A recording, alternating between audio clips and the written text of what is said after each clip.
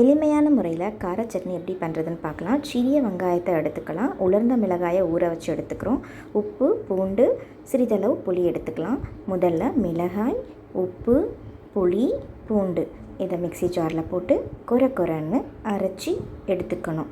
நல்லா கொரன்னு அரைஞ்சதுக்கு பிறகு நம்ம உரித்து வச்சுருக்க சின்ன வெங்காயத்தையும் அதில் போட்டு மைய அரைச்சி எடுத்துட்டோம் அப்படின்னா நமக்கு சுவையான ஒரு சட்னி ரெடி ஆகிடும். இந்த சட்னியை இட்லி, தோசை, அடை தோசை இதோட சேர்த்து சாப்பிட்றதுக்கு ரொம்ப சுவையானதாக இருக்கும். ஈஸியாகவும் நம்ம தயார் பண்ணிடலாம். இதுக்கு தாளிதம் வேணும்னா கருவேப்பிலை, கடுகு, பெருங்காயம் போட்டு தாளித்து இதில் வச்சுக்கிறலாம். ரொம்ப சுவையையும் கூட்டி கொடுக்கும். கொள்ளு பயிறு தோசை, பச்சை பயிறு தோசைக்கெல்லாம் இந்த சைடிஷ் ரொம்ப சுவையானதாக இருக்கும். நான் இன்றைக்கி கொள்ளு பயிறு தோசையும் இந்த கார சட்னியும் பண்ணினேன். ரொம்ப சுவையாக இருந்தது.